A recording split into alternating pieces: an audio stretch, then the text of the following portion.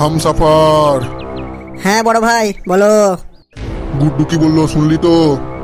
হ্যাঁ বড় ভাই সবই তো শুনলাম। কাল থেকে তুই ফটকের পেছনে লেগে যা। ও কোথায় যাচ্ছে, কোথায় হাঁকছে, কোথায় শুচ্ছে, কার কাছে শুয়ে কাকে ভরছে, সব খবর পাই টু পাই আমার চাই। ঠিক আছে বড় ভাই, সব খবরই তুমি পেয়ে যাবে, খালি একটা খবর ছাড়া। কি খবর বে?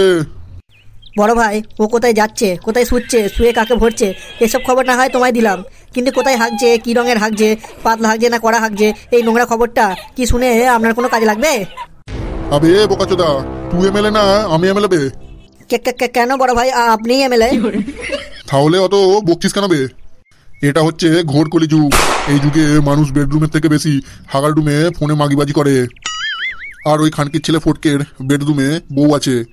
আমি শিওর ও মানে আমার মেয়ের সাথে ওই হাগুর রুমেই ফোন করে। খানকির ছেলের জন্মের ঠিক নাই তবে। আচ্ছা বড় ভাই জো হুকুম, তাই হবে, সব খবর আমি আপনাকে দিচ্ছি।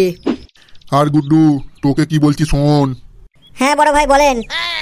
কাল সকাল থেকে তুই আমার মেয়ের নজরদারি করবি। ঠিক আছে বড় ভাই, কিন্তু বড় ভাই আমার এই কালো মনে একটা সাদা প্রশ্ন আছে। কি প্রশ্ন বে বল শুনি। বলছি বড় ভাই, তুমি হামসাফারকে ফটকে কি করছে, কি খাচ্ছে, কোথায় শুচ্ছে, আবার শুয়ে কাকে ভরছে, এমনকি কোথায় হাঁকছে, সব খোঁজ খবর দিতে বললেন। হ্যাঁ বলেছি তো, কেন কি হয়েছে বে? তাহলে আপনার মেয়েরও কি হাগার ঘরের খবর দিতে হবে আপনাকে? ছায়া তুলে হাঁকলে পুটকি দেখে ফেলবো তো তাহলে। শুয়োরের বাচ্চা কি বললি? ভুল হয়ে গেছে বড় ভাই, ভুল হয়ে গেছে। এই ভুল দ্বিতীয়বার হলে তোর কানে বাঁড়া গুজে ধনে পেট্রোল মেরে এখানেই জ্বালিয়ে দেবো বোকাচোদা। আমার মেয়ে স্কুলে যাওয়ার নাম করে স্কুলেই যাচ্ছে না পার্কে যাচ্ছে, টিউশনের নাম করে ওয়ে যাচ্ছে না টিউশনিতেই যাচ্ছে, এই সব খোঁজগুলো আমায় দিবি। ঠিক আছে বড় ভাই। এমএলএ সাহেব ভিতরে আসবো? ভিতরে আসতে আবার কি বাকি রেখেছ? আবে চুপবে। হ্যাঁ আসো ভিতরে আসো। বলছি এমএলএ সাহেব আপনার কাছে একটা বিচার নিয়ে এসেছি। হ্যাঁ বলো, কি বিচারের ব্যবস্থা করে দিতে হবে? বলছি এমএলএ সাহেব এই দুজনকে একটু বাইরে পাঠালে ভালো হতো না? আমি যা শুনি এদের কান দিয়েই আর যা দেখি এদের চোখ দিয়েই, তাই আপনাকে এদের সামনেই যা বলার বলতে হবে। এমএলএ সাহেব কি আর লজ্জার কথা বলবো আপনাকে, আমার বৌমা মনে হয় পরকিয়া করছে। কি করে বুঝলেন আপনি যে আপনার বৌমা পরকিয়া করছে? আমার বৌমা তার মামাতো ভাই বলে একটা পরপুরুষকে আজ 10 দিন মতো হলো আমাদের বাড়িতে এনে রেখেছে, কিন্তু আমার সন্দেহ ওটা বৌমার মামাতো ভাই না। কেন আপনার এরকম কেন লাগছে? আমার বৌমার যাবতীয় জিনিস যেমন চেড্ডি, ভেসিয়ার, মেনসোলে প্যাড, এমনকি কি রঙের চেড্ডি কিনবে সেটা ওই ছেলেটাকে জিজ্ঞাসা করে কিনছে। এবার আপনিই বলুন এমএলএ সাহেব, মামাতো ভাই হলে কেউ চেড্ডির রং জিজ্ঞাসা করে কেনে? কেন আপনার ছেলে কি বাড়িতে হ্যান্ডেল মেরে বসে থাকে যে মামাতো ভাইকে দিয়ে এসব কেনাচ্ছে? এমএলএ সাহেব আমার ছেলে তো ব্যাঙ্গালোরে রাজমিস্ত্রির কাজ করে, এখানে থাকলে এসব হতো আর? তাহলে আপনার ছেলেকে ফোন করে সব খুলে বলুন, কি বলে দেখুন। আমার ছেলে আর কি বলবে, আমার ছেলেটা একটু জনি পাগল ছেলে। ও এখন বলছে বাবা তোমার বৌমা এখন যা করছে করুক, ব্যাপারটা আমি ঘরে গিয়ে দেখবো। এবার কথা হচ্ছে এমএলএ সাহেব, আমি তো ছেলের বাবা, আমি তো কোনোদিন চাই না আমার বৌমাকে পরপুরুষে কাজ করুক। তা আমি এখন কি করব কিছুই বুঝতে পারছি না। ওই ছেলেটাকে কি করে বাড়ি থেকে বের করব? এখন যা বুঝতে পারছি পরিস্থিতি এমএলএ সাহেব, ছেলেটাকে বাড়ি ছাড়া করলে বৌমা বাড়ি থেকে পালাবে।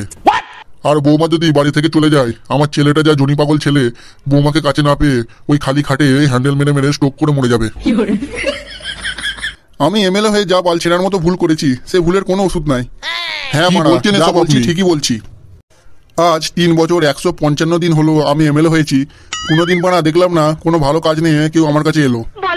কে এসে বলছে আমার বরে তাড়াতাড়ি পড়ে যায়, ছাড়ের ব্যবস্থা করো? কে এসে বলছে আমার ছেলের মুখ আমার সাথে মেলেনি, ডিএনএ রিপোর্ট করবো, ভালো ডাক্তারখানার খোঁজ বলুন এমএলএ সাহেব? কে বলছে আমার বউ অমুক লোকের সাথে পালিয়ে গিয়ে ধরা পড়েছে, তার বউকেও আমাকে পাইয়ে দেওয়ার ব্যবস্থা করুন? আবার তুমি আর কপালি এসে বলছো আমার বৌমাকে পরপুরুষে নল দিচ্ছে, এখন আমি কি করবো বলো তো? আপনি হচ্ছেন এই গ্রামের এমএলএ, সমস্ত বিচার আচার আপনার হাত দিয়েই হয়, তাই আপনাকে এই সমস্যার কোনো একটা সমাধান করে দিতে হবে। তাহলে শোনো, সমস্যার যদি সমাধান করতেই হয় তাহলে আমি যা বলবো তা শুনবে তো? হ্যাঁ শুনতে তো হবেই, আমি জল জ্যান্ত যতদিন বেঁচে থাকবো আমি তো আর দেখতে পারবো না আমার একমাত্র ছেলের বউকে পরপুরুষে নল দিচ্ছে। তাহলে অ্যামাজন থেকে একটা ফকিং রবার্ট কিনুন, ওই 14-15 হাজার টাকা দাম নেবে। আজ সারাদিন চার্জ দিয়ে রাতে আপনার বৌমার ঘরে ছেড়ে দিন, আপনার বৌমা যা খরিস মাল ওই রোবট দিয়ে এই কাজ চালিয়ে নেবে। কি বলছেন কি এমএলএ সাহেব, শেষ পর্যন্ত রোবট দিয়ে বৌমা কাজ চালাবে? তাহলে গান মারান ওই মামাতো ভাই তাহলে লাগাক আপনার বৌমাকে। হ্যাঁ ভাববেন পরপুরুষ তো আর বৌমাকে পাম দিচ্ছে না, একটা রবটই মারছে। হ্যাঁ এমএলএ সাহেব। আর হ্যাঁ ওই রবটের সাথে সাথে ওকে চালানোর জন্য একটা 1100 টাকা দিয়ে বই কিনে নেবেন, নয়তো সেটিং উল্টো পাল্টা করলে কখনো স্টিলের মারা আপনার পুঙায় ঢুকে যাবে, তাহলে আর হাগা আটকে থাকবে না, মুখ দিয়ে খাবেন আর সাথে সাথে পুঙাতে বেরিয়ে যাবে। ঠিক আছে এমএলএ সাহেব, আমি এখন তাহলে আসি, আবার ভোটার কার্ড প্যান কার্ড ঠিক করানোর দোকানে গিয়ে রবারটা অর্ডার দিয়ে আসি। হ্যাঁ হ্যাঁ তাই করুন, আসুন আসুন। ভাই পল্টু, আমি মানে একটা গাঁড় ফাটা পেরেশানিতে পড়ে গেছি। মানে জলে কুমির আর ডাঙায় বাঘের মতো সেম কন্ডিশন। কেন রে ভাই, কি পেরেশানিতে পড়লি আবার? কি আর দুঃখের কথা শুনবি বল, আমার নিজেরই বলতে দুঃখ হচ্ছে। সবই জনি পাগলের দুঃখ। বোকাচোদা, রাশিয়ান খন্ড মানার সময় খুব তো বলছিলিস আমি তো ল্যাংটো বেলার বন্ধু, তাহলে এখন কি হয়েছে বল মারা। আচ্ছা শোন, কিন্তু শোনার পর তোকে একটা সমাধান করে দিতে হবে মারা। আচ্ছা দেখবো খুন, আগে তো বল শুনি। ভাই তোকে বললাম না সেদিন ক্লাবে যে একটা আমি বৌদি পটানোর চেষ্টা করছি, পটে গেলে তোকে বলবো। হ্যাঁ বললি তো, কেন কি হয়েছে? ভাই ওই বৌদিকে লাগাতে গিয়ে ওর মেয়ের কাছে ধরা পড়ে গেছি। হাই মারা, কি করেছিস বে তুই? ওর বাপকে বললে তোকে কেলিয়ে তোর গোড়া পুঁদের পাছা কালো করে দেবে। আরে ভাই সেটা করলেও তো একদিনে কাজ মিটে যেত, ঝামেলা শেষ। কিন্তু ওই লাগাবার সময় ওর মেয়ে আমার এই 6 ইঞ্চি ঢোনটা দেখে ফেলেছে, তারপর বাইরে এসে বলছে আমি তোমার প্রেমে পড়ে গেছি, আমায় ভালোবাসতে হবে তোমাকে। তারপর আমি তো বললাম যে তোমাকে আমি ভালোবাসতে পারবো না, আমাকে ক্ষমা করো। কিন্তু খানকি বলছে আমাকে ভালো না বাসলে আমার যৌবন জ্বালা মেটাতে হবে, তোমাকে রোজ একবার করে আমাকে লাগাতে হবে। হাই মারা, তোর তো মারা সোনায় সোহাগা, মাকে পেলি আবার তোর ধন দেখে মেয়েও প্রেমে পড়ে গেল, আবার মেয়েকেও পেলি। ভাই তোর মতো ভাগ্য কার হয় বলতো মারা? সকালে নাস্তা খেয়ে বৌদিকে, দুপুরে ভাত খেয়ে বৌদির মেয়েকে, আবার রাতে নিজের বউকে, মানে ভাগ্য দরকার তোর মতো। শুনে খুব ভালো লাগছে বল, আমারও খুব ভালো লাগতো যদি ওই বৌদির ভাতার বাইরে সোনার বা রাজমিস্ত্রির কাজ করতো। কিন্তু জানিস ওর ভাতারটাকে জানলে না তোর কাপড়ে চোপড়ে হয়ে যাবে মারা এক্ষুনি। কেন রে মারা, কোনো থানার বড় ওসি নাকি তার ভাতার? আরে ভাই ও বাড়া ওসির থেকে ও 10 কাঠ বাড়া। কে বানাছে বলবি তো? ওর ভাতার হলো আমাদের গ্রামের এমএলএ সাহেব। কি কি ভাই, এমএলএ বিকাশ দত্তর বউকে তুই লাগাতে গেছিস? হ্যাঁ রে ভাই। দূর মারা, মিচি করে বল। না রে বাড়া সত্যি, মা মেয়ে দুজনই আমার এই 6 ইঞ্চি ঢোনের প্রেমে। এমএলএ বিকাশ দত্ত যদি জানতে পারে ও যা বেদহারামি খানকির ছেলে, তোর মারা জামা কাপড়টাও এই গ্রামে আর পাওয়া যাবে না। দুর্বল, এমনিতেই আমার গাঁড় ফেটে যাচ্ছে টেনশনে, আবার তুই মারা ভয় দেখাচ্ছিস। এমএলএ একটা পাক্কা শুয়ারের বাচ্চা, সেটা আমিও জানি। তুই বল একটা উপায় যেটা করলে আমার কোনো ঝামেলা ছাড়াই মা মেয়ের থেকে মুক্তি পায়। বলেন কি ভাই, আমি যা বলছি শোন তাহলে। হ্যাঁ বল মারা।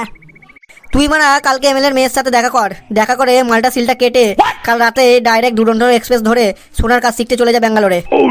এখন বছর দেড়েক এই গ্রামের কথা ভাববি না, বুঝলি? আর এদিকে তোকে এতদিন কাছে না পেয়ে তোর কথা মা ও মেয়ে দুজনেই ভুলে যাবে, ব্যাস তোর কাজ শেষ। হাই মারা, বুদ্ধি তো বেশ ভালোই, কিন্তু আমার বউ আর আমার বাপকে আমাকে বাইরে পাঠাবে? আরে মারা সব পাঠাবে, তোর জীবনের চেয়ে বড় তো আর কিছু নয়, তুই একটু বুঝিয়ে বল, ঠিক পাঠাবে। তুই খালি একবার বাইরে জানা, তারপর তোর ওই সুন্দর রসালো বউটাকে আমি পটিয়ে পাঠিয়ে ইচ্ছা মতো খাবো মারা। কি রে মারা, কি এত ভেবে ভেবে দাঁত কেলাচ্ছিস? আরে না না কিছু না, তুই তাহলে ভাব কি করবি। না দেখি, জীবন বাঁচাতে হলে 2 বছর বউকে ছাড়াই হ্যান্ডেল মারতে হবে।